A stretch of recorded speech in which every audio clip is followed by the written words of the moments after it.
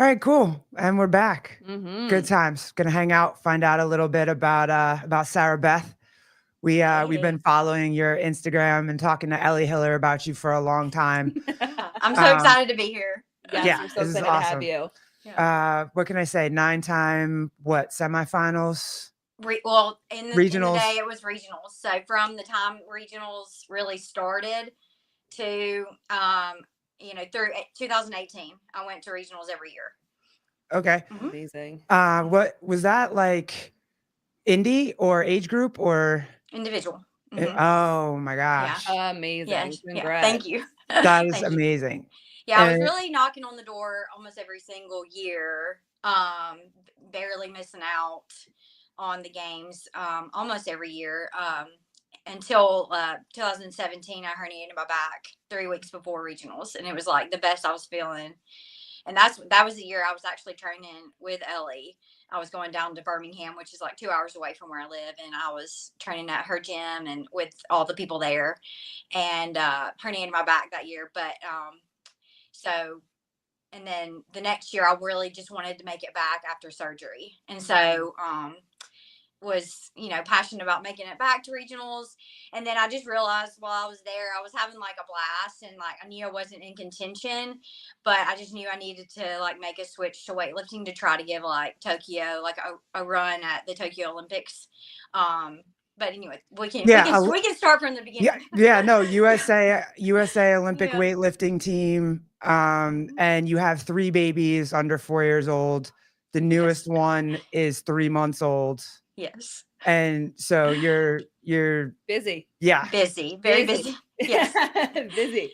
Well, take us back. Did Okay. you play sports when you were younger? And how did you get Yes. into CrossFit? We'll start there. So yes, I got into gymnastics when I was about 4 or 5 years old, and so I do not know anything else besides being an athlete. And when I say got into gymnastics, I pretty much went in, and like within a few weeks, I feel like they were telling my parents like, "Oh, she should be on pre-team." Like, and then so like I don't remember a time when I was growing up without like going to gymnastics every day and being there from like 4 to 8 p.m. Wow. And then like making sure get my homework done like on the way or after, and then crash, go to bed, and I would do it every day of the week basically. Mhm. But I loved it. I mean, like it just became who I was, and just dove right in. Like by the time I was 10 or 11, my parents were like ready to ship me off to like Bella Caroli in Texas. Oh, wow. Yeah, like I was level 9 when I quit when I was 12, Oh. and made a like that was about the time when all my friends were quitting. So I had these girls, probably 5 or 6 girls that like we would like push each other and be the best that we could be. And we would go all over the country winning everything. We traveled to Russia together to train. I mean, just like In insane it. stuff. In it, But yeah. yeah, we were in it. And then they started quitting, and it was about that time, like late middle school, early high school, and it was just once they quit, and I feel like that was the time where like about when you're 12 is like when fear sets in as well, and you Mhm. realize. So I was doing all these release moves and flipping over the balance beam and everything, and like all of a sudden, like this fear just like hit me too in the midst of all of this. And so I decided to cheer in high school, like Go back to the yeah, Bella Caroli thing. yeah. Your your parents were gonna say, because did you see that documentary on Well, Bella? yeah. I mean, now that we know what we know, I mean, that would have That been like a little Why didn't sketch. they send you? Like, are you Mhm. glad they didn't send you? Yeah. Like, that's Oh, kind yeah. of Yeah, for sure. what years were those? So let's see, late 90s. So right, Oh, I mean, I would have been right in there. okay, Yeah. okay, yeah, you're a little Yeah. younger than me, right? Yeah. Would you say 38. Yeah. 38? Uh Okay. huh. Yeah, wow. Yeah. My grandfather used to send me by myself. I mean, nobody thought anything about it, to basketball camps all over the country by myself, and I would just fly by myself. And now you think about it, and I would never send my kid anywhere on a Well, plane by himself. and so my coach got convicted and sent to prison Oh, wow. for the girls that were my age and a little bit older. than me. So like the level right above me. Wow. So he got convicted and sent to prison. And there was one, like my dad. So when all this came out, this was like years later. And I think I was in high school at the time. And he sat me down and he was like, did anything happen? And I said, there was this one time. And he pulled me, like my coach, like my back was hurting me. And so he had pulled me in the back room and was gonna like rub some stuff on my back. This sounds so sketch now. Right. I was like 10 or 11 years old. And this guy was like a father figure to us. I'm telling you, it's like they seep in and like not just trick your brain, but like you want their approval because they're your coach and they like you give 100% to what you're doing. I mean, it just, I don't know. Anyway, so I went in this room and I pulled, like, he wanted me to pull down and like lay down on the couch and pull down the leotard so he could rub this stuff on my back. And I remember feeling like that so uncomfortable. And I told myself in that moment, like, his hands got close right here, but like, he never, Touched you. line. Yeah. Yeah. And I just remember feeling like I will never go in that room again. Like I just knew. And like I said, I was like 9, 10 years old, but I was just like, something's wrong. And Yeah. I watched all these girls go in that room a lot. And I kept thinking like, and I think before that I was thinking like, well, why wouldn't he take me in that room and like help me? You know? Yeah. Like Yeah. it's so messed up. It's so messed up. And But- as a kid, like you do it and it is that age group that like 7, 8, 9, 10 age group that they're hyper focused on. Yep. And you do as a girl, you want to, I mean, any kid, you want to impress your coach. You want to do what they tell you to do. You want them to dote on you and love you and you're their favorite. Yeah. So, and man. You want to be the favorite because you want to be the best. So especially in gymnastics, right? Like you need to in all those competitive sports for sure. And not only too, like you look at your parents and your parents trust them and you trust your parents. And so I mean, they sent me all over the country, around the Yeah. world. I was in Russia for 3 weeks with these people. I mean, Yep. At like, 9, 10 years old, it's like, it's crazy.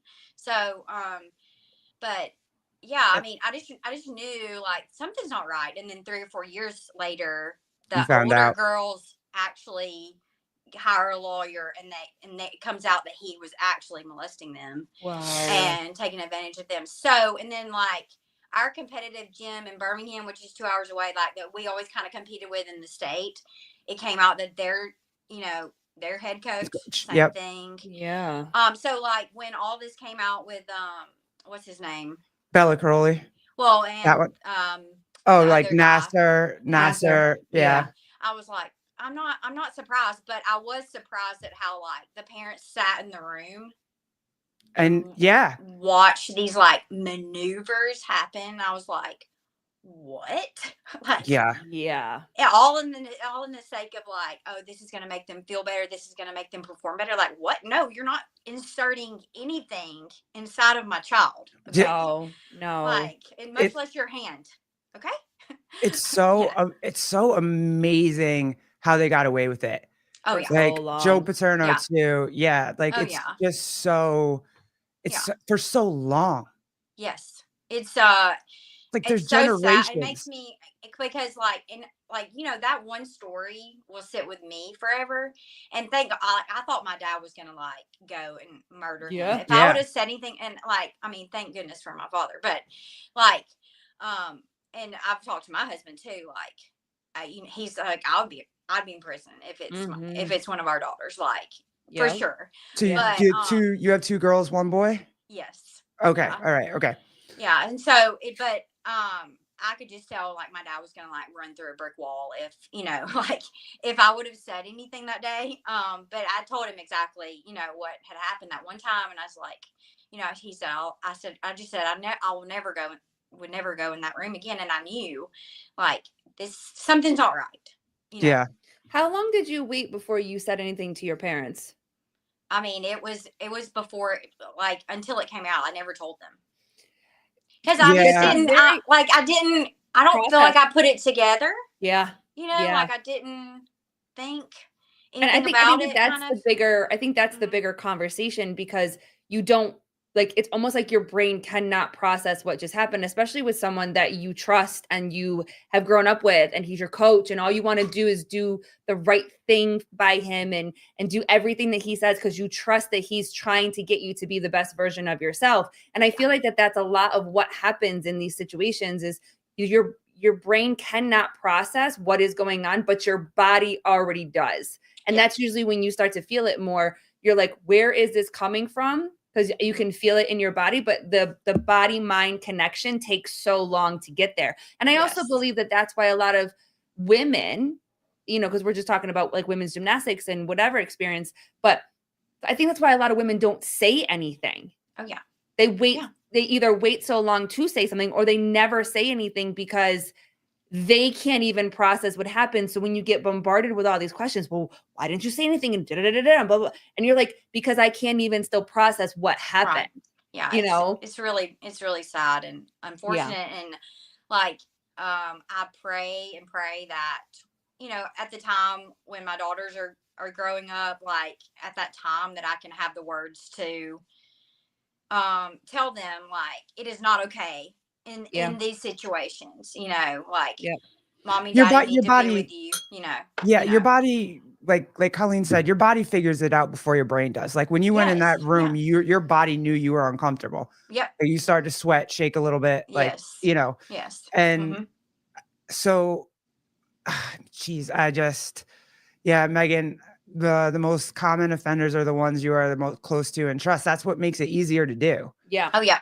So if you don't trust the person, you're not going to go in a room with a person. But if you trust the person, sure, I'll go in a closet with you, like whatever. You know what I mean? It just, right. But like like I said, I was with him like 4 hours a day, and Yeah. I wanted his approval. He was the head coach. Now there was like another lady there that was like our head coach too, but she was more like the disciplinarian. Like she expected the best from us, the best grammar, the best don't bite your nails. Like she was like, um, you know, we need to be prim and proper, and this is how you act. So she kind of took on that role in a weird way. But I'm thankful for that as well. Just like I feel like it made me the person I am today, and like just give 100% to everything that I do. Mhm. But like I was with, that male coach. We were with him, more, and we wanted his approval. I don't know why. Like as females, we seek out like, I guess, a male. yeah. You know. Yeah. Yeah. For protection, really, I Yeah. think it's just our natural. We want to be protected. Yeah. And so the thing that always gets me is why don't these women coaches see it? Like Yeah. I would see it. I'd be like, why are you going into a room alone with a 10-year-old girl that's not your child? Right. Yeah. Right. Like that's weird. Like how did Yeah. Bella Caroli's wife? You can't tell me she didn't know Oh, right. that something weird yeah. was happening. But Marta was very much like my coach too. I mean, she is like she expects the best from them, and you see all these documentaries. She was about the same way as my female coach was. Like they just take on this like almost like disciplinarian, like have to be this head honcho leader. I don't even know how to describe They it. do the But thing where it's like you have to, listen to the man, like the head coach, male head coach. You have to listen to him. You have to, because that's what they did. I mean, maybe they were groomed the same way. yeah. I don't know. It's just weird to me. As a woman, I Yes. would see that and I would not But be and okay two, with that. it was the culture of gymnastics at the time, which Right. does not give any excuses to Right. them Right. for acting like that. But Mhm. yeah, I've seen all those documentaries, and just I relate like so much. And I mean, here we are in a small town in Alabama. Yeah. This is happening way Everywhere. more than you think. Yeah. Florence, Alabama. Like this is crazy that it would happen here. So of course it's happening way more than people think. Okay. Yeah. All right. Let's get back. Yeah. Sorry. Which comes no. I Yeah, wanted to talk about it too. I yeah. heard No, I Bella mean, Caroli. thank you for sharing that because that's a lot to Yeah, share. but my parents were like devastated because obviously like I was pretty good by the time I was 12. And so, like, my goal had always been to make it to the Olympics and gymnastics. So that's why they were like, thinking like, okay, we could send her to Texas in the summer and we could, send her to all these camps. And then so when I wanted to quit, they were like, what? Yeah. Yeah. Yep. And I think they saw in the future more than I could see at the time, because I do wish that I would have like given myself a break, like given myself permission to be like, okay, take 2 days a week versus like every day. So like, let's give yourself a break. Let's give your body a break. See if you rekindle that fire. Yep. And that's what I wish I would have done. But anyways, hindsight's 2020. It really made me into the person I am today. I'm so thankful for gymnastics. Like, I definitely want my children involved in it because I do think it develops so many aspects of just skills and life and everything. But Yeah. You'll just be more aware, and it goes to that whole idea of like, is a helicopter parent a bad parent? And I don't think we are. I think that our experiences give us more awareness to the way that the world is, and not saying that we have to shelter our children. We have to prepare our children for the way that it is, but we have those experiences enough to where now when your girls and your boy, if you ever decide for gymnastics for him, like, you're going to be more aware. No, like if your daughters choose to compete and they want to compete, no, you may not go somewhere without me or your husband or family. If whatever, like there will always be somebody there. So as terrible as our experiences are, it gives us that more awareness as parents, where you're never going to, and it's not a shame on our parents. Our parents do the best that they can, but now it's given us more to be able to be there for. Do you think that feeling that you got in that room was, it was part of the reason why maybe subconsciously that you didn't really want to pursue gymnastics any longer? I know you said that it was because of like, you understand the fear thing of the tumbling and what could happen to you, but do you think that was there at all? You felt that uncomfortable and you're like, nah. No, I don't think that They don't think so? No. I still wanted to be the best and, go to the Olympics one day or, just, I mean, maybe it put a little bit of a damper on it because I was like, what's happening here? Like, this is not the magical place. Yeah. That it once was. That it was when I was like 4 or 5, 6, growing up. And so it just put like, I guess it made it more real. And I think, but at the time, like, you got to think about your age too, like 10 to 12 when you're developing, your frontal cortex is developing, and like, you're just becoming more aware of the world in general. And like all these things are changing too. So I'm sure it had a lot of effect on all that, as well. Real Matthew. What's up, dude? As a father, I'm pretty sure getting rid of a body ain't that difficult. You right. You right. Right. Yeah. You right. You right. Yep. But what came first? Olympic weightlifting or CrossFit? CrossFit. So I found CrossFit in college. It was 2008. And it was in like the gym. I first started at like my apartment complex because I found this website and I was like, what is this? And I had been in college and tried the cheerleading thing. Like, I tried to cheer at Alabama. It ended up being like super political. So I never made the squad. And so, I was just what do you mean by political? money. Oh, if you're okay. Yeah.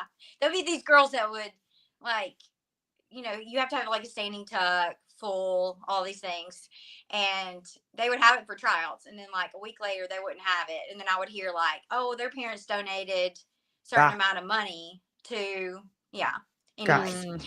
But I'm sure that it could be like that a lot of places. The Lori Loughlin or whatever that chick's name is from Full House situation. Yeah. But just to give some context, so like I literally sacrificed my junior and senior year. Like, we didn't have a co-ed squad at our school.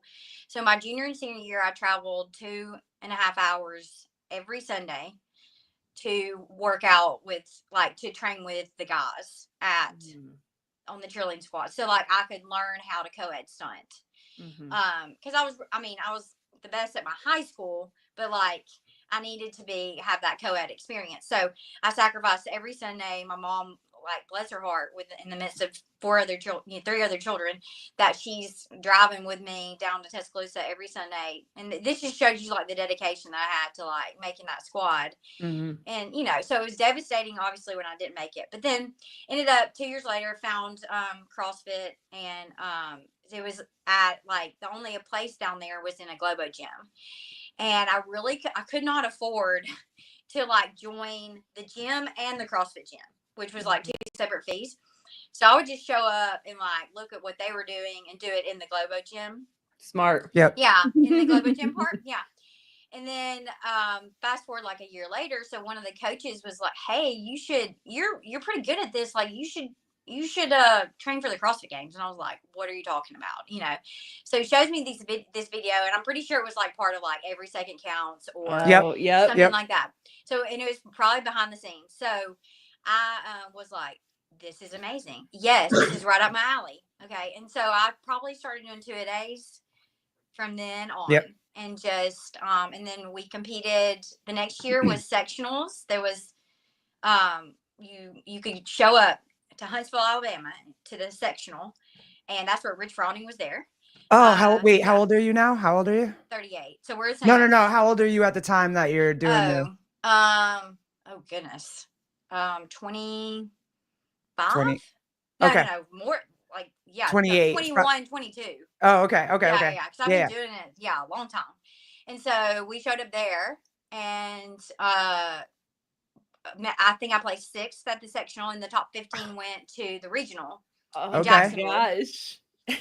In Jacksonville, and that was like Rich Froning's like coming out party. Yes. Yeah. It was so awesome. Russell Berger, I don't know, y'all know him from. Mhm. Okay, so Russell ran our sectional. Like he was the one. I think he did the programming. I think he did all the judge, like made sure the judges were, That dude is so cool. Yeah. Oh my God, he's so cool. He's amazing, and so, but yeah, so that was my first year, and showed up and gave it all I had. Obviously, wasn't enough, but that just started my like competition journey, and then it was just like from then on. So you drank the Kool-Aid, and then you were just in it, and every year you were gonna give it a shot. And I think like the next year, I got 5th, and the top 3 moved on. It was like this almost there. like every It was almost year. right there every time. Yeah. And same thing like 2012, I think I got 5th. The top 3 moved on.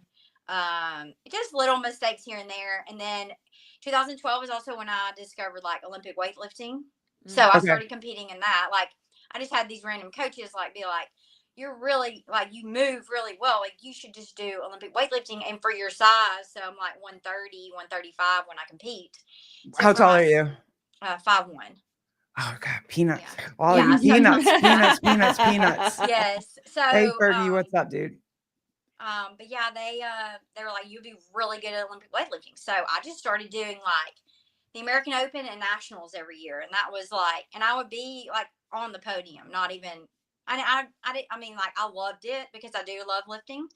And then I would have the coaches be like, "Well, you should just focus on this," and I'm like, "But like that's not my first. That's love. not who I am." So right, and I do love to breathe hard, even though I was better at the lifting stuff. But I do love to breathe hard, and it's really hard to let it go. Yeah.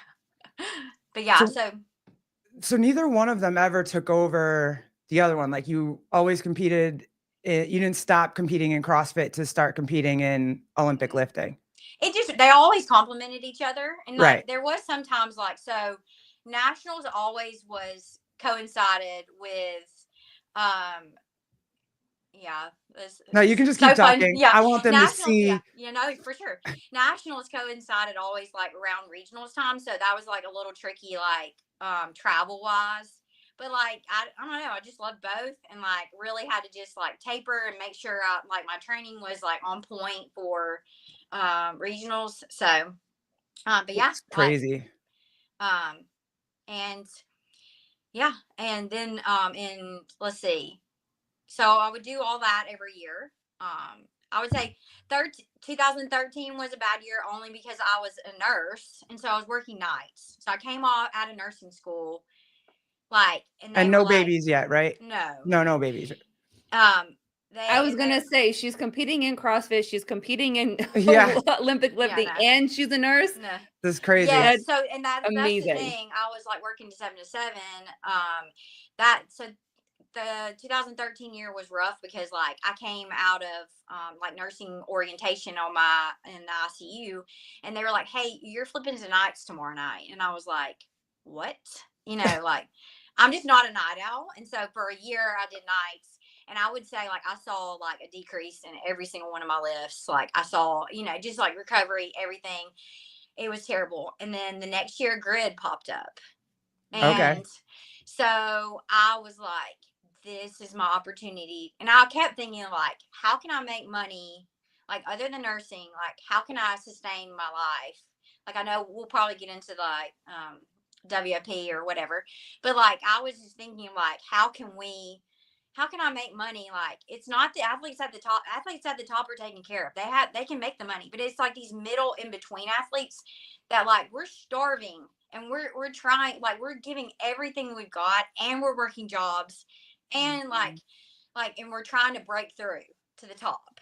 So I was just always trying to think of like, how can I make money? And I was like, this is it. Like they're like, this is gonna be so awesome. And it really was like the Did you do grid? So you did yes. grid? Yeah.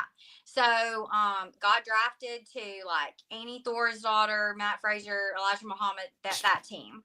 And Jeez. I barely Damn. got drafted. So, but I was like, if they just give me an opportunity, I'm about to go in and wreck house. Okay? Yes. Like this could be my sport because like this is it, and this is a way to make money on top of like competing and making it to the games. And so that year, the first year was like so awesome. Like I know like everyone wants to hate, but it really was so fun. And like No, grid's fun. You should do it with yes. John Young. John Young's going in Texas. We competed at Madison Square Garden, and that honestly, it was like it's crazy the money that they spent, but like for us as athletes, it was like really awesome, This is like so and cool. yeah, and they made it so fun for us, and like just rolled out the red carpet. Obviously, it's like you got Annie, like Matt, everybody, and it really was like electric because we had all those athletes at the beginning. Did you meet them and like hang out with them? Did they like have lunch with we you? were together all the time. Like Oh, yeah, cool. yeah. So Starstruck at all? Kind of like, holy shit. Or no, are you only in the chill like sense- that where it's like, No, hey, yeah. I'm Sarah, nice to meet you. Yeah. Well, I always knew like I had the capability to compete with them. Mhm. So I always I never doubted myself for like 1 second that I could go to the games and like the events that I'm good at, I'm gonna, it could be like now I feel like Colton is like, demolishing his weaknesses, but like there were some like home run things that I could like really do. And I had that potential. And that's kind of how regionals would be like every year too. Like I knew like those events that I could just like go and hammer, Alabama, yeah. right? Jeffrey Yeah. Birchfield. What's up, Papa Birch? Yes. Big Southern accent. Yeah, Fergie, I speak fluent Southern if you need an interpreter. Thank you, Fergie. Yeah. Have you always had this confidence in yourself? I think it was like gymnastics, like really helped. Yeah, and because we were the best. Like we were the best in the state.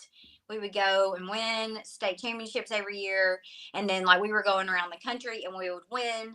And really it'd be like me and my best friend, and we would like take 1 and 2 every event. So I don't know, it was just like, if you put in the work and you're confident and you go out there, like you're gonna do it, Yeah. So, Did you ever have to deal with the crossover of being confident and what people call cocky? Like, did you ever get to that point where you were like looked at as being cocky because you were just like, I just work fucking hard and I know that I'm gonna do well? well, I would say high school was like really rough because just school in general, because like girls are just mean. Yep. Yeah. And I would say coming off gymnastics, like, and trying out for cheerleader, like I didn't have to try.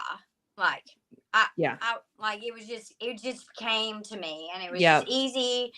And like tryout week, I would be the one that's like helping other people learn the dance or, with their jumps or whatever. And like I would go out there and do a tumbling pass and no one else had tumbling, so it was just, and that carried over. Like I was, president of this, captain of that, and Yeah. I just like, because I could just give 100% to everything. So it's Yeah. like, I wanted to be a part of everything. And like, I feel like that comes across as intimidating for Mhm. sure. And so it was Mhm. really hard, like, to have friends and keep friends, like Yep. in these little groups that they have. Yep. But it have been my fault too for, not making myself more approachable, or I don't know. Oh. But We're not. I would For- never want to go, like, high school was like, no. No, I would no, you never couldn't wanna pay me to go back. back to high school No. either. Not No. even And a little especially bit. now with No. social media, like, oh no, like I just think like my nieces are like 16, 14, like they're coming up on that, and I'm just like, I can't. I would get my feelings hurt if like my friends had a sleepover and I heard about it 3 days later. Yeah. Versus like now it's like public I- knowledge. immediate. Yep. Yeah, and it's like on their stories, and I couldn't even imagine like how I would feel.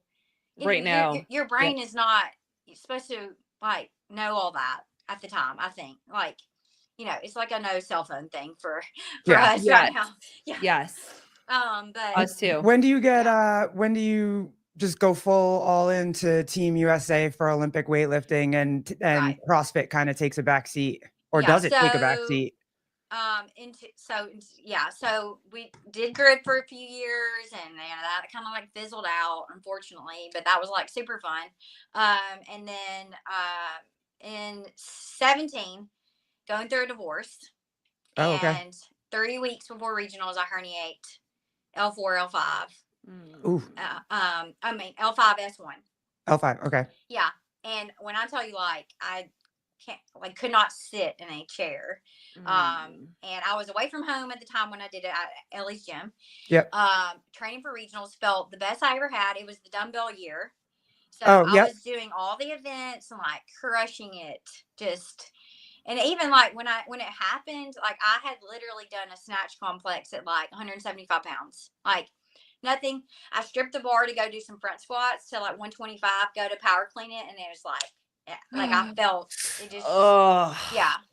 So I don't know if like I feel like all the stress that I was under at the time probably had a big effect. I probably wasn't eating enough, all these things. Dehydrated, pushing yourself a little bit too. Yeah. Yeah. So I pushed through, and by the time I got to regionals, I just remember like in all the events were going to be so good. Like besides, like I think the first event had the treadmill, and like classically, like I'm terrible at running, but I work on it so hard.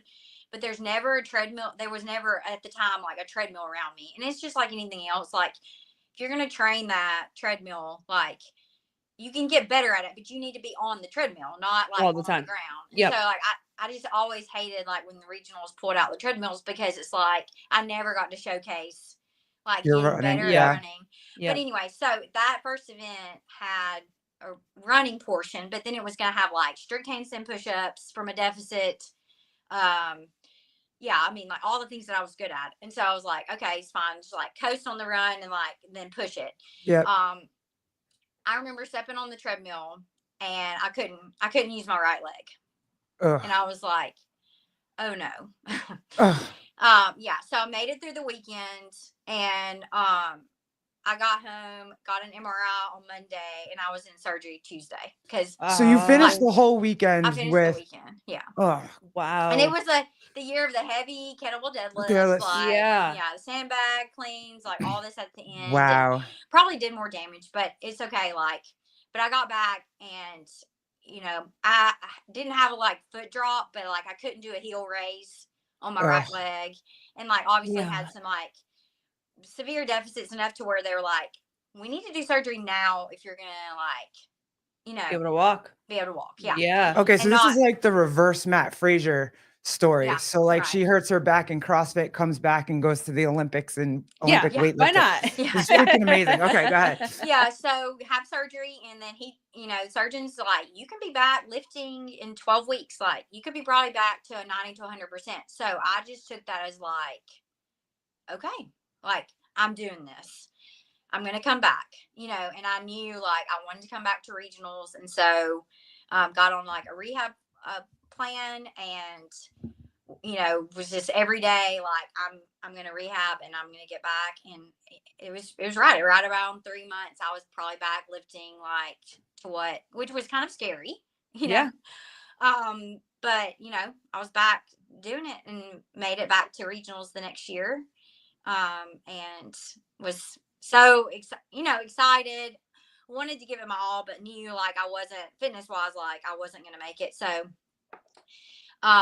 I just remember getting back from regionals and my coach had prescribed like rowing intervals. And like, that's something that I have to do every week because like I had to, because I'm just not the biggest athlete. Right. I'm not very good at rowing. So I remember sat down on the rower and I just like cried because I was like, I do not want to do this Mm-hmm. anymore. And I had a lot of other like coaches in my corner in my ear being like, hey, Olympics is coming around, like you should do this, you should try. And so made the switch, like decided, okay, like obviously there's something severe going on in my body. If like and usually I can push out the noise and be like, I'm going to sit down and do these rowing intervals. But like, I just remember that day, like no part of my body wanted that. And, it was, rowing was kind of a thing that like would not flare up my back, but it's still not great for me. Yeah. Like, I'm sure you know that, Colleen. Like, Yes. Yeah.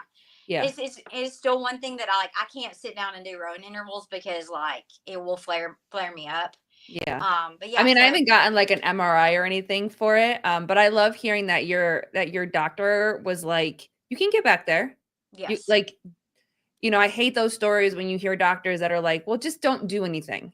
Like, what do you No. mean don't do anything? You know No. what I mean? And so hearing that your doctor was like, yeah, if you follow the protocol, you do all your rehab, like you'll be back and you'll be able to do it. And to give you that timeline, to give you that focal point of like, I want to do this. Obviously like competitive wise for yourself, but I'm sure just as a person being able to walk, because I'm sure that had to be scary for you. That they were like, Yes, right. if you don't do this surgery right now, you might not be able to walk. And as just a person being like, anything that could potentially take away your independence is terrifying. Yes. And that's the number one thing that so many doctors say after surgeries or MRIs or anything like this, like don't do anything.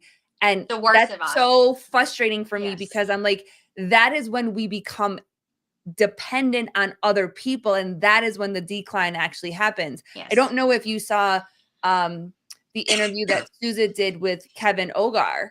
And that was one of the things that he says. Yeah. And when Sousa was explaining this situation where one of the coaches, the gentleman that was in the wheelchair, like pretty much just put him on the floor and was like, get in your chair.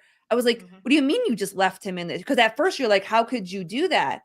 And then the mom gets nervous. And as a mom, I'm like, yeah, you just want to help.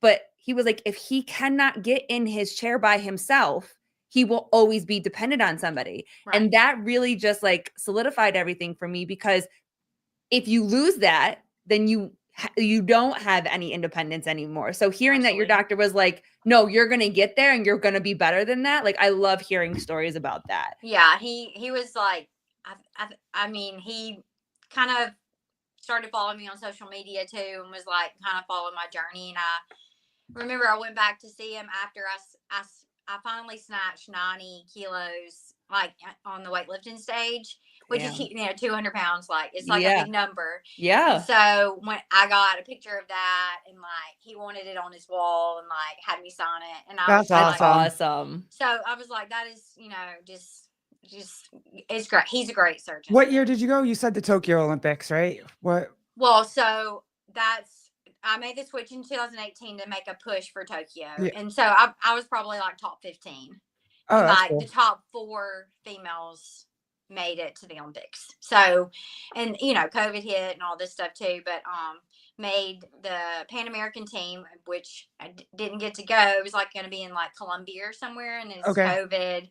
So didn't get to go to that, but I did in the midst of like trying. So we were having to compete probably every 6 weeks to earn points and to get, this magical total and to earn all these points to make the Olympic team. So it was an awesome time, but also like really rough, like traveling to like Italy and, all these random places where you can like earn qualifying points. I mean, obviously it's Olympics. It's not going to be easy, but like they do not make it easy for you to like make the team. Do you like, Make the team. Do you right? get do you get drug tested for Team USA? oh yeah, and I still like I was on the drug testing pool until like through my second pregnancy. I was like, okay, Take me off. Like take me off. What? Yeah. Stop showing up at my house at midnight. Oh, wow. Yeah. Oh, yeah. Sometimes it would be because like the lady would travel, like she's like probably lives like 6 hours away, or like the one that I had at the time. And so she would just like hit me up, these like wake me up out of bed. Obviously, you can't pee in the middle of the night. You're not supposed Right. to pee. No. So then I'm up for like an hour chugging water. Then you're up the rest of the night because you have to pee. 150 times. Yeah. Yeah, but so finally I was just like, could y'all just take me off of this? Like, this is ridiculous. Yeah. But yeah, they showed up all throughout my pregnancy and everything. Like especially my first one. Like I was just, yeah. You're like, yes, I'm taking Yeah, a bunch of right. stuff. I'm growing a baby and Yes, I'm taking a bunch of stuff. Yeah. Like, absolutely. Did anybody ever show up from CrossFit to drug test you? I was never on there, which I thought. I mean, I feel like everybody gets accused at some point or another, but like they never showed up. But like, I was waiting on the day, like, come on, drug test me. It's almost like, so it could be true, like all those stories like of the like the middle regionals athletes could actually be on stuff because they don't really test the middle. Yes. And so USADA is the governing pool for weightlifting and like Team USA. Okay. They do not play. They do not give you a heads up. Oh, They okay. show up at your door and they will call you 17 times. And if you don't respond within 30 minutes, like you get a ding. And if you get three dings within like 18 months, you get banned. Suspension. Yeah. Oh, ban. Not even just a suspension. Just you're done. You can't. Yeah. Well, like for a suspension for years. Oh, and then also like you give them a calendar of like your entire day.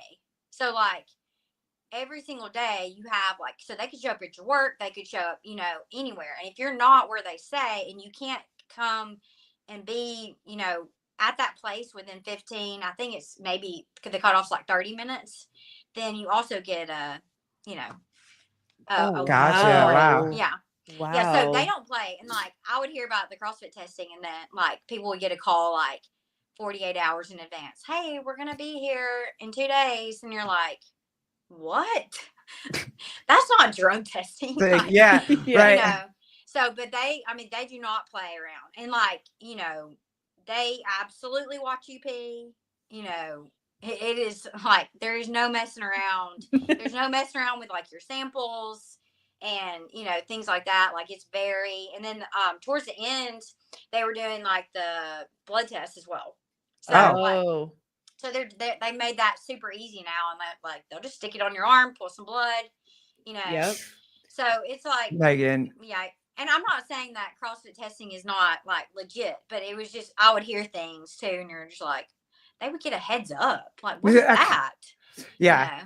Yeah. Meg, you put Megan's up again. That was funny. Yeah, Meg, when I get called to get tested, I try to make it as awkward as possible for the person watching. I feel like, I don't know, I feel like you have to, like, to sit there and let somebody watch you pee. Like, especially if you're a nervous peer. Oh, yeah. Like, it's got to be torture. And you're just having a conversation. Well, and you're trying to pee in this little bitty cup. Right. Okay. Like, and not get it all over you. Yeah, we're not like the dudes, Well, and then with CrossFit too, they obviously know that after every event, they're going to get drug tested. Yeah. So you can, they've talked about that where you can like wean yourself off essentially. If you know that regionals or in-person games is on this date, you can backdate it and however long it's going to take you to wean yourself off of it. So would you say that for CrossFit, do you think that they need to be a little bit more spontaneous with it and not give so much ahead time to really always see? Said, like, they need to like have USADA, which I think they do have a governing party handle it, but it's not like as strict as, it doesn't seem to me as strict as like USADA, and which is very they're not playing around. Like they're gonna catch you if you're doing stuff. Oh my God, Megan. And then when I'm the watcher, it's even worse. Meg, you're a watcher? Yeah. Hey, Megan, how come every single time there was a random drug test for the Army, I was always on that shit?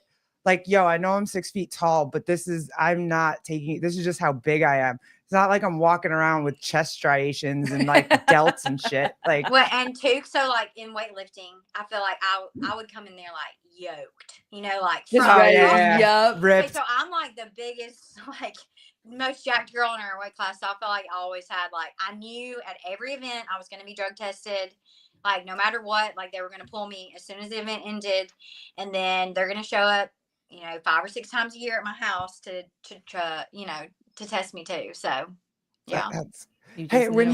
when you were on the traveling around with Team USA, Mhm. you ladies are all on the same team, but you're technically going against each other, right? Or you all Oh, it's different? weightlifting is cutthroat. How And is that? Like, are you guys so actually teammates camaraderie, or is it like, nah, bitch, ride in the back?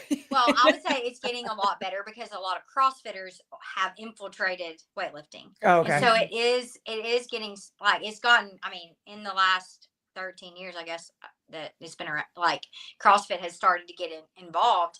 I would say that like the females are so much better and way more supportive. But like when I first started, I mean, the top girls in my weight class I would like walk. I feel like I'm friendly to everybody, but I would like walk by and be like, oh, hey. And they would literally like, you know, Yeah. turn their head and it was like, you do not talk to me. I will cut you. It's crazy. Like, why does it have to be like that? But I always try to be nice and like Girls friendly. are awful. Yes. Girls are Yeah. mean. I always Yeah. say that. Like, girls are just mean. Were the Yeah. dudes like that? Could you tell with the dudes, or were you not around them as much? I wasn't around them as much. They seem a little bit more laid back, but like Yeah. I think it's too like, oh, you're this CrossFitter coming into our sport, and we've been doing this since we were little. Like, how dare you come in and be on the podium? Yeah.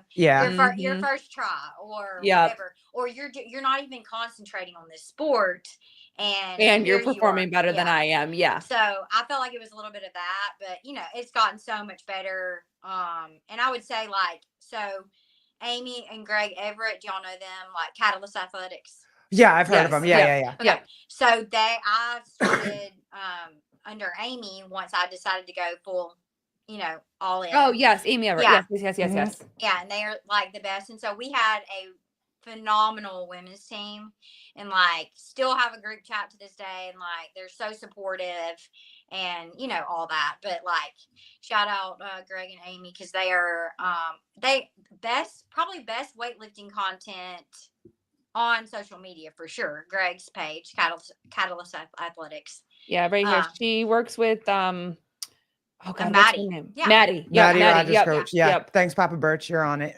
Yep. So yeah, and yeah, Here she is. got to lifting. be at the camp where Maddie decided to make the switch to Amy. Like I was Yes. there, and that was like super special too. Like just to, I think for Maddie to feel like she had other women to support her and like to make the switch, because that was a big deal in her career. Mhm. And so that was really a special time.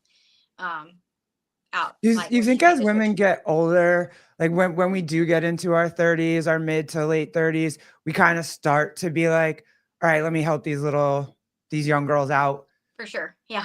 You know what I mean? While you're in it, you're like, nah, go away. But as we get older, we kind of get more motherly, I think. Yeah. 'Cause- For sure. And I don't know. Like CrossFit, I've always, because of some of the things have come easy to me, like the gymnastic stuff.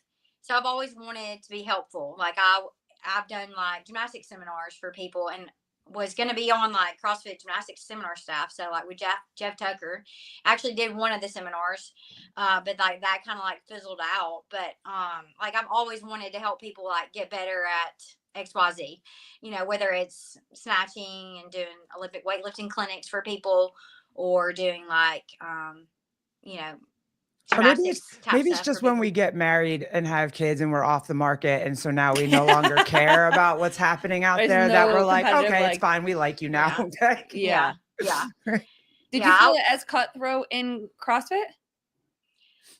Definitely, like when you're about to compete, yes, but like Yeah. other times, but I would feel it more like, I don't know, I just feel like maybe because of my faith and being friendly and like just wanting to be, open and honest with people and friendly, like I was always like nice to people, but then I realized, like looking back, like they were only trying to get close to me because they wanted to know my weaknesses. They wanted to Yeah. know, Oh, like I can look Yep. back on like the competitors I competed with, like regionally, Yeah. and like You're like, oh, I some, see you now. oh Yeah.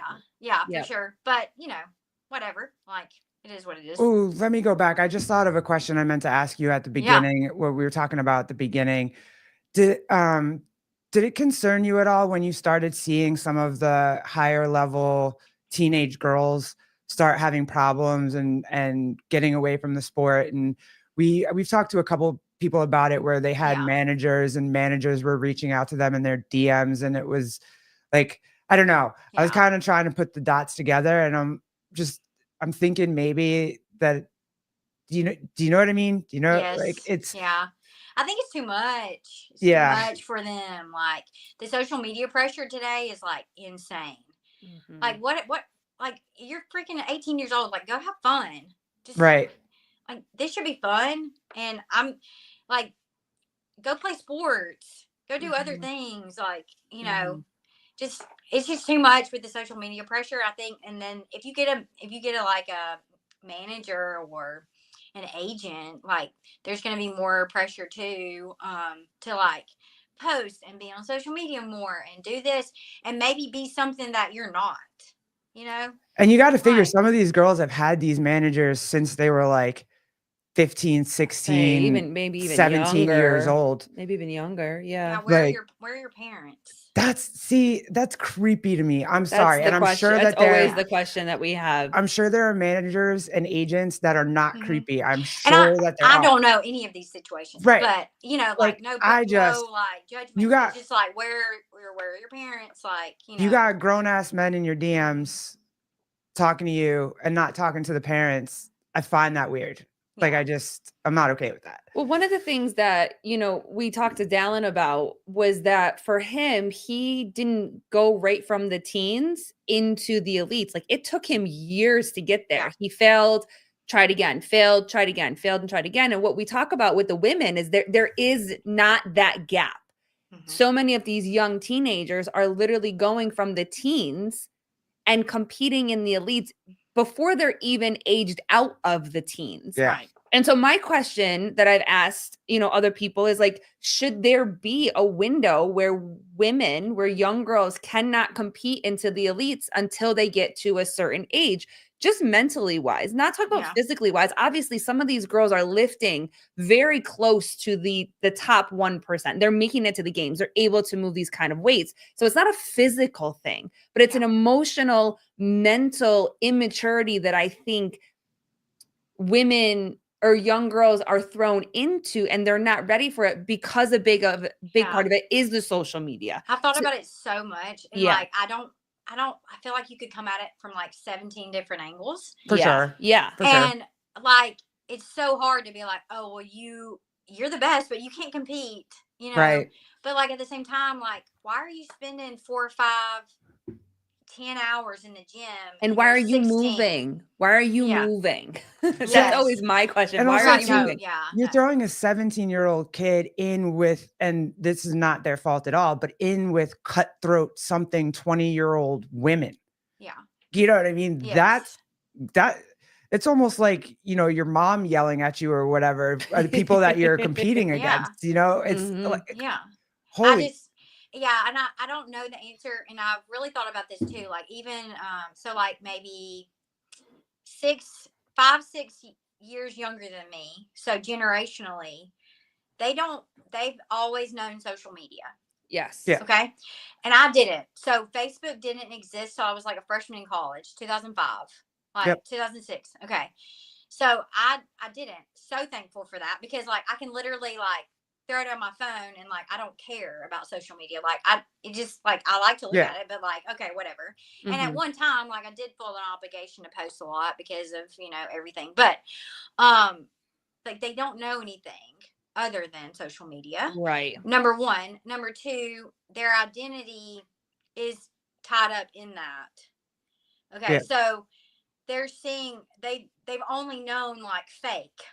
Yeah. Yeah. They're Yeah. not having like face-to-face conversations, and they can't have face-to-face conversations, a lot of them. Right.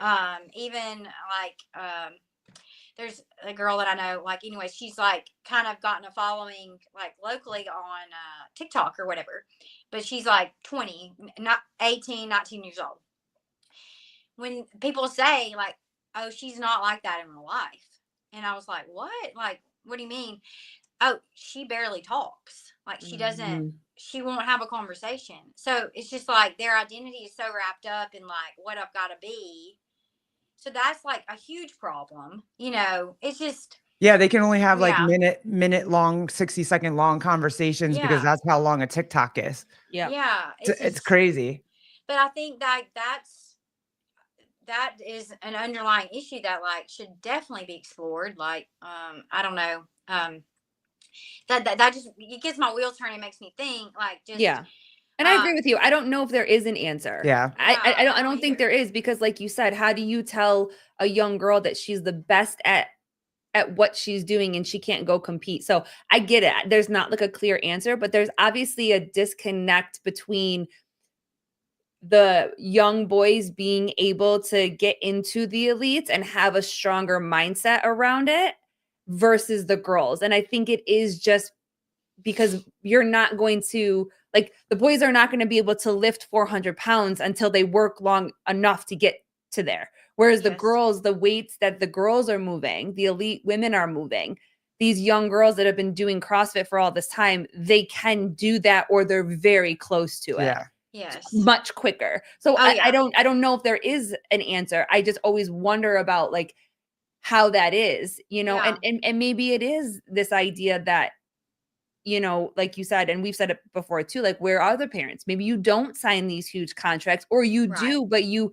allow, adults that you trust. Well, I guess that goes back to the whole idea of like, you Yeah, man. trust your See, managers, full circle. Oof. you trust these managers, your parents trust Oof, these oof. managers to do the right thing by you. But so much of those contracts are, you need to be on social media, you need to do this, you need to do this, you need to be Yes. And I yeah. think too, like, okay, if I was the parent too, I would like almost want you to go to school, maybe have a job, maybe have okay, like all these things that you have to put your phone down.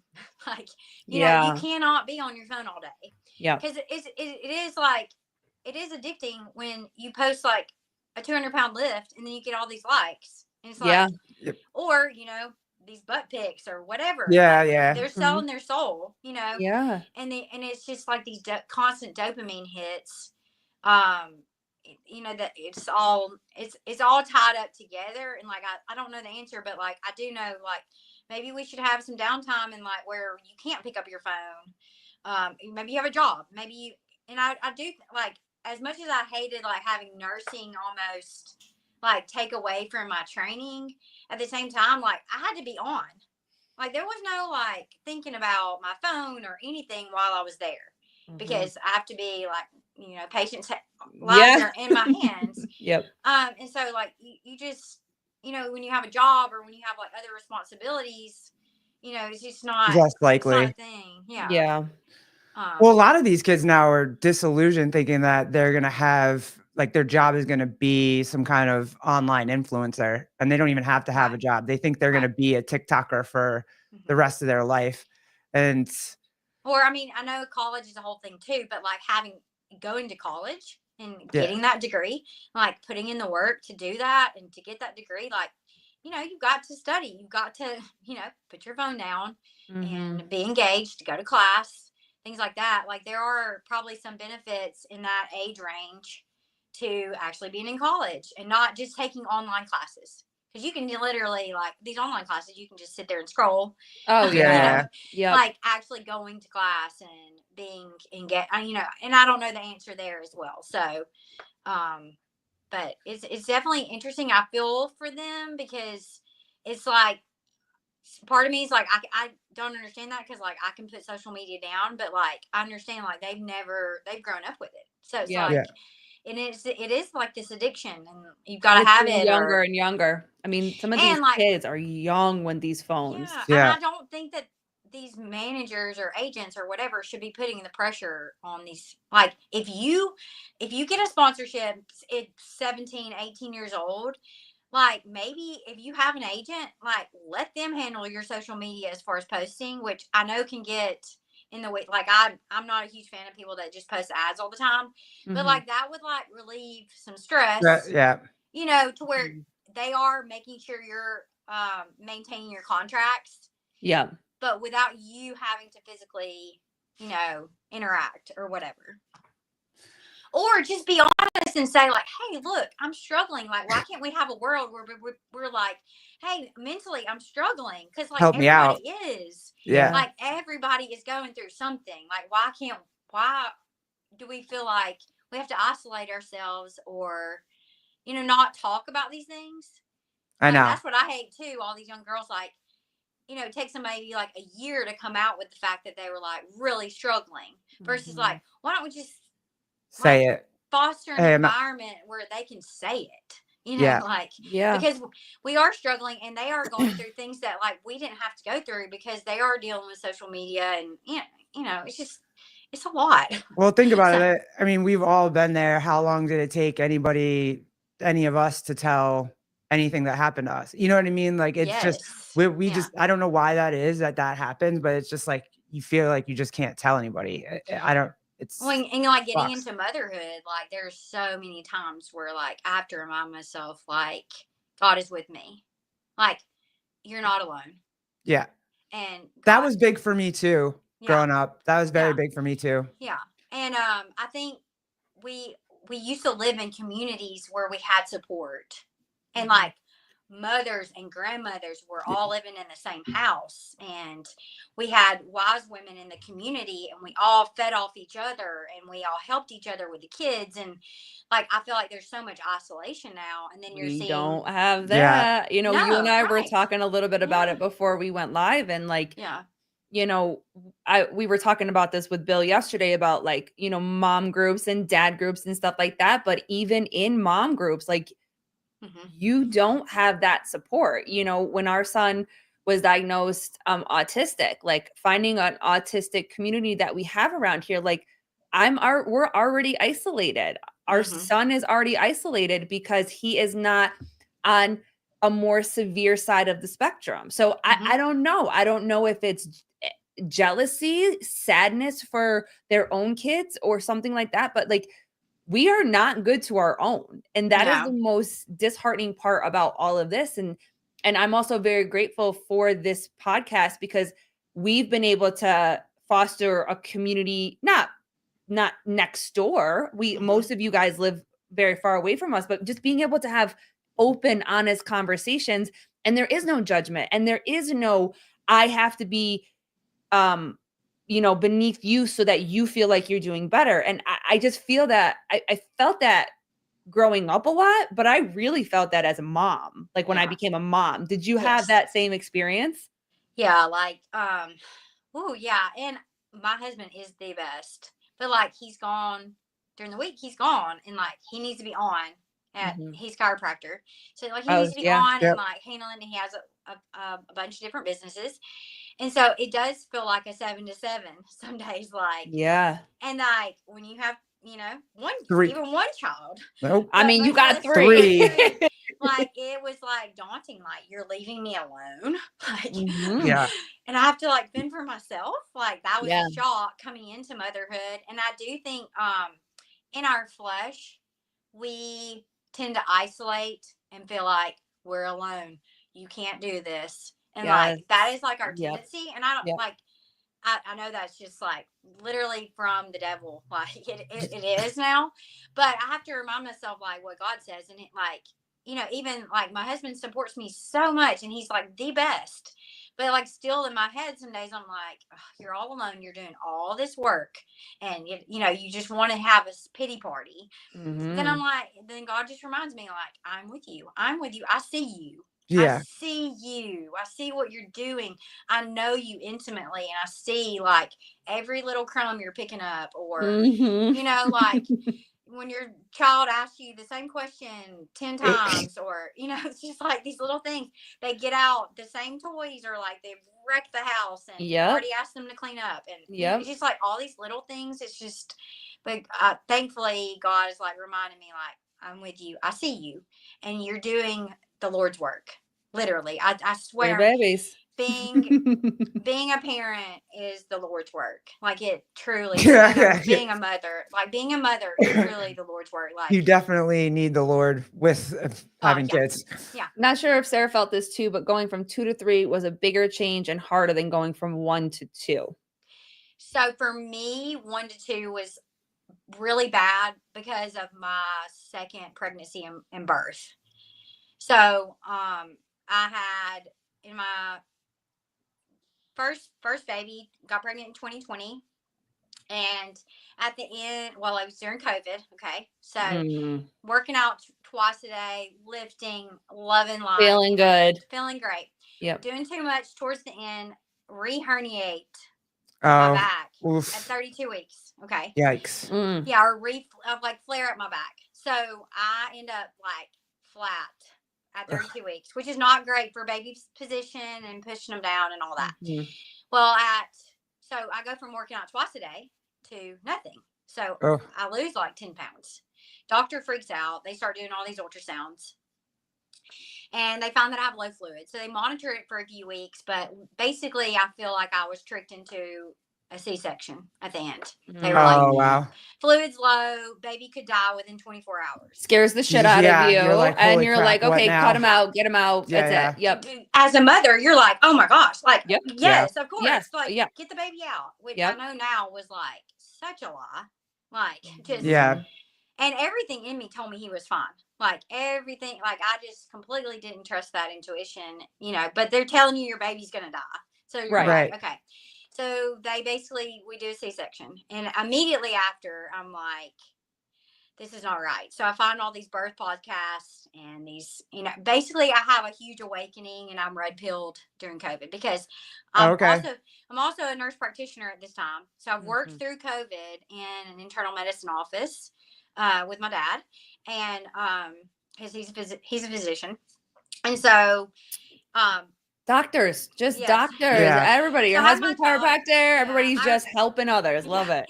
So I have at his 2-month appointment, getting the shots. And I'm like, this feels so wrong. Like giving my child vaccinations. Yeah. And they're like, so they get 6 different shots at that appointment in 3 shots, and you get the rotavirus orally. So, and I worked at this office as a nurse practitioner pushing vaccines right before this. Okay. Right before I get pregnant and all this. So, and I'm thinking, my husband had mentioned it before we had kids, like, why would we vaccinate our children? And I was just like, how dare you? Like, we have to vaccinate. Yeah. Like, cause you're so indoctrinated. Yep. Okay. And then at that 2-month appointment, I just knew something was wrong. They were like shoving the rota, and he was like choking. And I was like, okay, give him a second. They're like, we have to get this down. And I'm like, you're like, not my baby. No. Yeah. And so we vaccinate at his 1 year, we do through 1 year. And I was like, we're never going back. Like, I'm a nurse practitioner. I know my children, and I've worked in a pediatric office. Like, I know my children anyways. So are the other 2 vaccinated? No. Yeah. Yeah. I feel like 2020 was a big awakening for everybody. I basically went through the same kind of epiphanies in 2020 that you did. Yes. As well. So we didn't give him the vaccine either. We didn't give him the COVID vaccine. Not the COVID one. With his vaccines, we really pushed to separate them. So he never got more than like 2 shots at a time. they're like, we're going to do all these. I'm like, you're not. You're not doing No. this to my baby, all in once and whatever. So, And my stance is, I'm not give my child the pathogen. That's fine if you want him to have immunity, but do not put aluminum and tell me that it's going to cross the blood-brain barrier and accumulate in his brain and possibly cause neurological dysfunction, and especially the MMR in males and baby boys. Okay, so that's been proven in research, and all this stuff that they're packaging these pathogens with, that's what's causing all the problems. So, I'm not you want them to have immunity, okay, but you're gonna have to package it different, Yeah. So, but they won't do that, and it would be 100 years probably before that ever happened, and it probably won't because of big pharma. So, right, right. But so fast forward to we wanted to have another baby pretty quickly because I'm getting older. Right. Obviously. No, First one at 34, and I mean, I know women are having babies way later, but anyway, so I was like, we're not getting any younger. Let's do this. So I was thinking, I've already awakened myself to the obstetric. Obstetrics it's just like big pharma. It is completely messed up. So I've decided I'm gonna have a home birth or a free birth. Oh, okay. Yeah. So I'm like, okay, we're gonna do this at home. Women have been doing this millions of years. God, you are a beast. Holy crap. Go ahead, lady. Yeah, Damn. So I was just I've just had a red pill as far as the obstetric world too, and I was really mad at myself that going into pregnancy, I know the medical world, but I didn't know obstetrics. Okay. Yeah. So then once I started doing all this unraveling, and I realized women have only been given birth in the hospital the last 50 years, Oh, so I just was just okay, no, we're having this baby at home, because I knew midwives cannot attend VBACs in Alabama. So Okay. I knew I couldn't be supported by a midwife. So I was I'm just going to educate myself. I'm going to figure this out. I'm going to know what the emergencies are, and we're going to have this baby at home. Well, God likes to laugh at our plans sometimes. So at 18 weeks, I start bleeding. Oh, that's scary. Yes. So, and I ended up having a placenta previa. And so, yeah, I bled every single day of that pregnancy. Wow. Yeah. At 30 weeks, I had my water started leaking. So I had PPROM, and I ended up in the hospital, which was my worst nightmare. Basically, obviously at this point, I don't even want to interact with the medical system. And now I'm here I am in the hospital. How's your husband during this? Is he freaking out? Oh yeah. Every time you move? Yeah. And so I ended up in the hospital because basically they say you could go into labor at any point, or you could have an abruption, things like that. So you're just constantly monitored. The baby's being monitored to make sure there's not any changes in their heart rate and things that could, basically the risk is the infection. So that's what so they were telling me they were going to take her at 34 weeks. And I was over my dead body. Me and my husband did our research. Other countries will let you go to 37 weeks, which would be better for the baby if you're not showing any signs of infection. So it was just a fight for my life for those 2 weeks that I was in the hospital. Did they, and they just really tried to scare you again into doing something you didn't want to do? Yeah, the whole time they were just that's insane. Yeah, I hate. We're gonna take her. You're gonna rip her out of my body. Oh my gosh, it was just. But so I had faith. Most placenta previas will move by the time your term, if they let you go to term. But they'll scare you. Oh, this is too close to your cervix. You can't have a vaginal birth. All this stuff. But I just had faith that it would move, and we could have the baby at home. I just had faith. But anyways, all this ended up happening, ended up in the hospital. So by the time 33 weeks rolls around, which I felt okay enough to get out of the hospital and get my bearings before I knew baby would probably come. And so I signed out AMA. They made me sign all the papers, went home and made it to 34. AMA, against medical advice, right? Yeah. Okay. because they were saying, it's too dangerous. Like, you need to be here. You could bleed out. You could, at any time. But that day, my previa had moved out of the way enough for me to be okay to have a vaginal birth. So I was like, deuces. And my fluid at the time, my fluid had stayed up. Like, so I was chugging 150 ounces of water with electrolytes, making sure, and it was basically a high leak. So it wasn't like I had a full blown rupture. But I was they were doing ultrasounds every day to make sure my fluid was staying up, and it was staying great. So I knew if I go home, monitor my temperature, baby's heart rate, we could get, be okay. And I went to labor at 34.5, and it was just, we were just so scared, and just so much fear about the unknown. So I ended up at the hospital, cascade of interventions and D cells and C-section, which was absolutely devastating. I say devastating for you. Yeah, for me, at the time. And so, I feel like the first year of her life was me coming out of that trauma. It was just really, really hard. So that was, long story short, 1 to 2 was really hard because I was trying to deal postpartum. I was dealing with that. And we as parents, we blame ourselves so much for all the decisions that we think we made that were wrong. And you look back and you're like, oh shit, I should not have done that at all. That I don't know why I didn't, do. I wish I would not have walked into the hospital, but I do know also that was God's story for her. Yeah. That was how she was supposed to be born. And I have to just let it go, and it has made me so passionate about pregnancy, fertility, birth, that I can definitely see myself being a traditional midwife, helping people birth at home. That's awesome. And just helping people through fertility and pregnancy and all the things now. It's really, because I just feel like the whole obstetric system, they make you doubt your mother intuition. I think, rip that from you. And they're doing it with everything too. It's not even just births or what.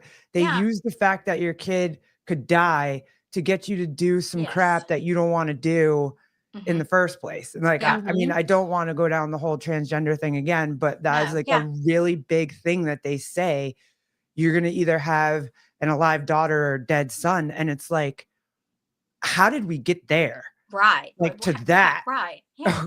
Oh my God. Yeah. And exactly. so it just, if they want us, if the medical and the pharmaceutical, if they want us to trust them, screw that. I don't trust them with shit. Anything they say, I'm doing the opposite. Yeah. It's been a lot, especially my family's very, very medical as well. So me and my husband are kind of on a different path now. And how'd that go? Do they know? Do they care? It's not great at times, especially this measles outbreak.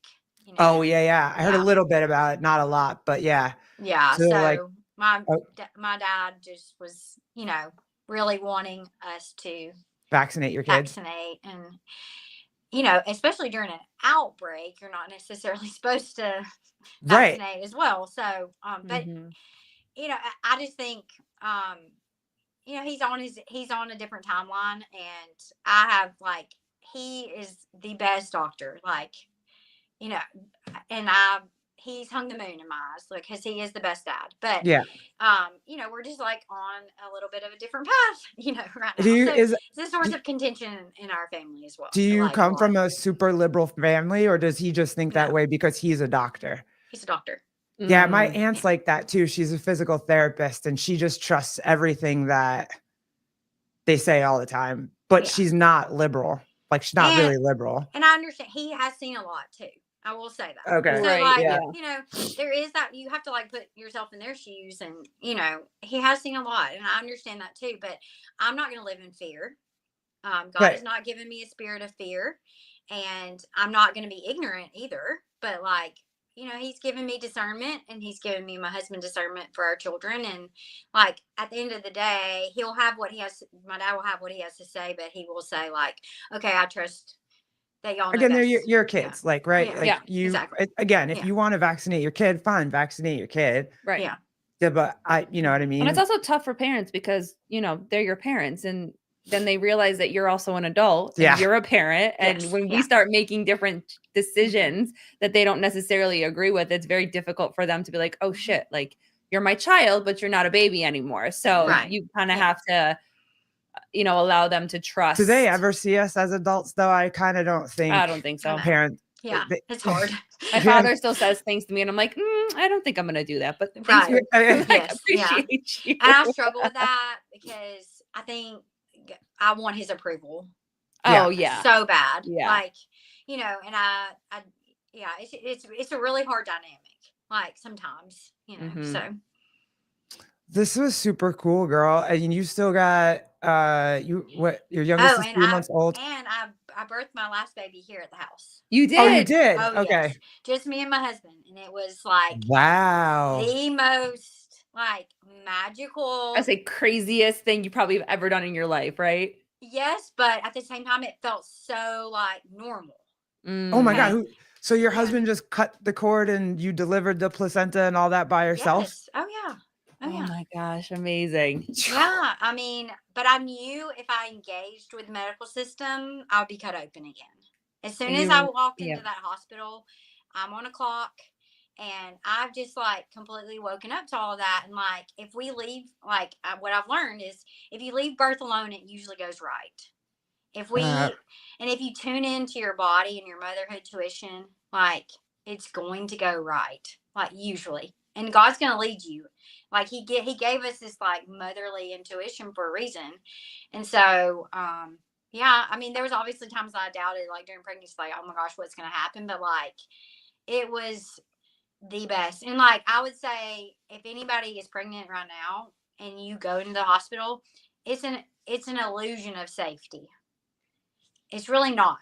It's safest to stay home. Like, and the second that you get in the car, you're messing with how God designed birth to be. Well, again, I can see how they make it fear again. It's like they make you afraid to give birth at home. Yeah, and if you got to think about like mammals. So like we're not going to go disturb an elephant or a lion in birth. Like you're going to leave them alone. Like, and that's how we need to be. Like you left alone. Anyone that comes into your space is interfering with all those hormones that are flowing that keeps the birth flowing. And like, yeah, so we're not going to disturb another mammal. So everything that you do like in the hospital is completely against that. And like there's so much interference and disturbance and yeah, it just like messes with the whole process. And even to me, like cervical checks, like why are we letting other people stick fingers like, and it doesn't tell you anything of where you are in labor. Like you could literally be a 0 and 10 centimeters and give birth within 10 minutes. And you could also be 9 centimeters for 24 hours and not, like it tells you nothing about birth. So it's like, if you really think about it, like we're letting men or a female, whatever, stick their fingers inside of you. Like it's all. And it's like, stop touching me. That's how I felt. That's how Colleen said that immediately That's afterwards. how I felt. I mean, through the entire process. I mean, it took us, I don't know if you've heard our story, but like it took me 2 years to be able to conceive our son and then tough pregnancy and everything like that. So I just was touched by so many people so often that like, and that was one of the things when, we had gotten to the end of trying, because I mentally and physically was just done. I was like, I don't want to be touched anymore. I don't want to do blood work anymore. I don't want to ride these roller coasters anymore. Like, I just don't want to. And then here comes my son, like, haha, guess what? We're going to do this right now. Exactly. And then I had a tough pregnancy and then bed rest at 34 weeks. And then he came 2 days before his due date. But I was almost tore completely from front to back. So they obviously needed to stitch me up. And it was to the point where I was like, can you just stop touching me? Like, I have my baby, I have my wife, like, can you just stop touching me? But obviously they needed to sew me up and, whatever. But when that was done, I was like, I don't have to be touched anymore. Yeah. Like, I get what you're saying, because that for me was the most annoying thing ever. I was like, stop touching me. Like, I don't want to be touched anymore. I felt so my second, when I went in the hospital, and they did like, and I knew the whole time that I've had this rupture of membranes. Like, you don't need cervical checks because that can introduce bacteria. So, like, I think instinctively, like, I was just like, I didn't want them to touch me, but they wanted to check where I was once I was in labor. And I know for a fact that the nurse that checked me, like, she absolutely sexually assaulted me. Like, and it takes everything in me to, like, not want to call the hospital and get her fired. And either she was, trying to rupture my bag of water, like, completely at that point. There's just all these things that can happen that I know too much medically, Yeah. so, but, and that was, like, really hard for me too, that to know that, like, I'm just one, and this is happening every single day. Yeah. Thousands and thousands of times to people. And now that I'm awake to it, I'm like, I can't unsee it. Like, that pregnancy does not have to be like this. Like, I got one ultrasound this pregnancy, and just to make sure my placenta was not Right. Yep. and make sure baby was fine, and she was, but, like, didn't go to any other appointments. So basically I had a wild pregnancy, which they call it now. Oh, wild pregnancy. Yeah. And but, like, I just tuned in. It was just me and her, and, like, That's awesome. we didn't know the gender at the time, but, like, it was just, like, we just wrote it out, and, like, I would just listen to my body. And I think that, like, I'd been ripped of that the first, going into motherhood. Like, you don't think about that, but, like, it's so important. That's one thing I encouraged Ellie. I was like, you listen to your baby, listen to your body. It's so important, because you're going to need that in motherhood so much more.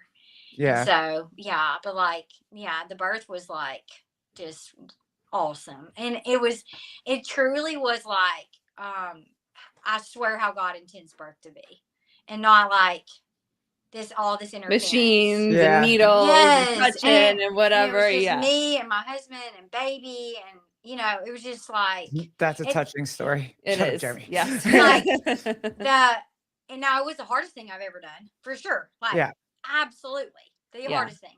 But, like, it was just, nothing will compare to that. Like, it was just, like, so amazing. It's like when I watched did you see the Cara Saunders when she put her home birth or whatever? Watching that, I was like, that is the most amazing, mind-blowing, probably the most torturous thing that she has ever done. And she let everybody watch her. Too, that I was thinking about her birth is that I swear if there wouldn't have been so many people or a camera on her birth would have gone faster. Right. Yeah. Right. Because, like, you do have that, and, like, for some reason, like, we need to switch to our primal brain in birth, but, like, any interference pulls us back. Yeah. And so then you have, like, it, like, prolongs things. But the whole time I watched it, I was like, oh, she could have birthed this baby in, like, an hour or two. Right. But, like, right. It was longer because she had people, like, doting over her and, like, doing things. Like, she got shy. Yeah. Baby was like, got shy. Baby was like, nah. Yeah, exactly. But it was just, I was just thinking, like, just if you can just be alone and just do it with your support person, like, it can go right. It's gonna go right. But it was wonderful. But like, that's awesome. I would just encourage everyone to, like, question everything. Everything. Like, why I have a good friend why that are you even going to the doctor?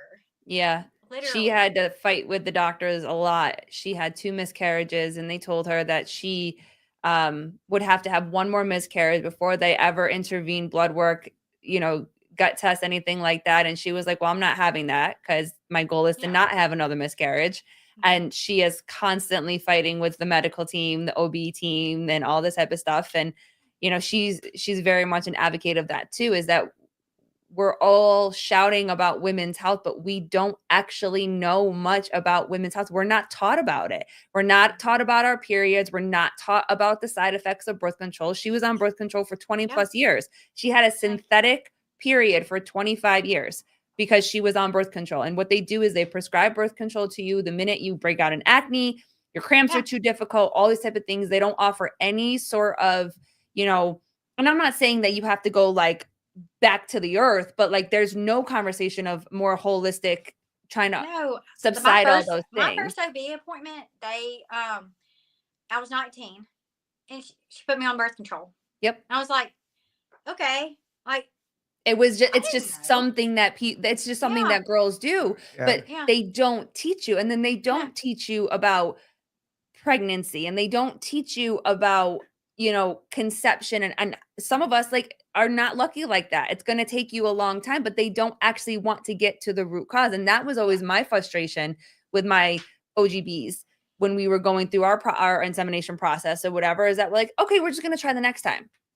We're going to do exactly the same thing. And they just sell it as, well, it's going to take you more than times. it's going to take you a couple times, but then $10,000 later. Well, Like- yeah, and too, and I've already started working with a few girls like to try to get pregnant, and Yep.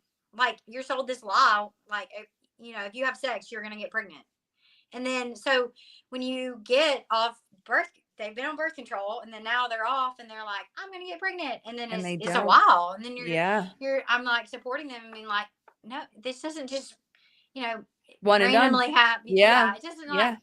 It takes some work, you know, Yeah. sometimes. And, you know, and I obviously try to encourage them that it truly is from the Lord, and it is a miracle when it does happen, and it will happen on his timing, you know. So, Oh, it did. yeah. It Yeah, did. because It I was the checked out. I last- was done. Yeah. I was done because It was the when last we vial. were in the beginning process of it, you know, I was very naive. I thought the same thing. Like, I'm going to get pregnant the first time we try, and I didn't. And I was like, okay, maybe the second time, and then that didn't work. And time after time after time after time, it didn't work.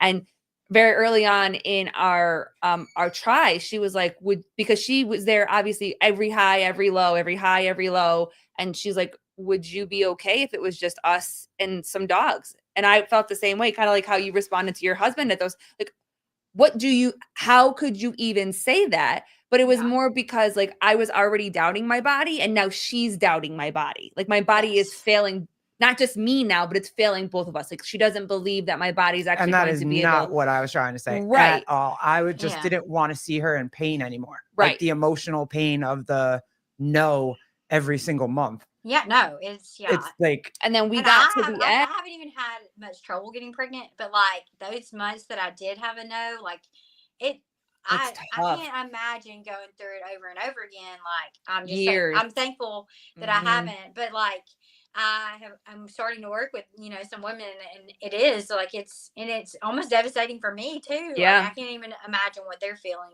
Yeah. But yeah, like I just and then everything around process. you, like everybody, it looks like everybody else is just getting pregnant. For sure. Yeah. So you're, I like, was that. She was so. I was that angry woman. She was petty at pregnant women. And when you got all the hormones flowing through you too. Yeah. But I mean, it was so difficult for me to look around and, you know, whether I knew people or I didn't know people and whatever, like you see everybody around you getting pregnant.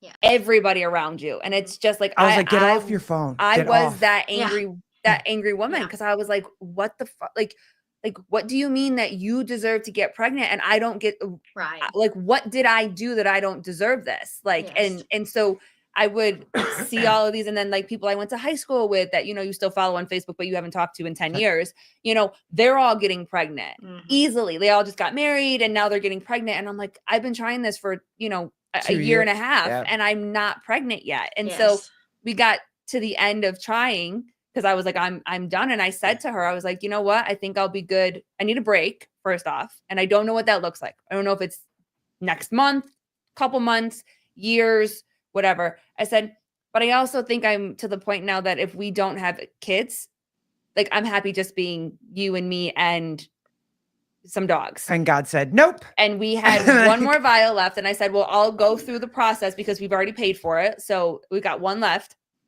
And we went through the whole process. And then that's how it happens. She was like, take the pregnancy test. Go. Yep. You just let go. I let go. Because I was like, it's not going to happen anyways.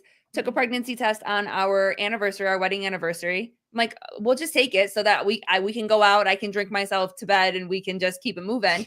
And then it said pregnant. And I'm like, that can't be real. She's like, you've never gotten a false positive test ever. Not once. Yeah.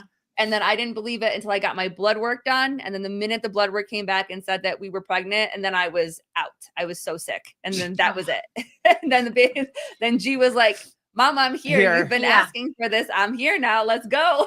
Yes.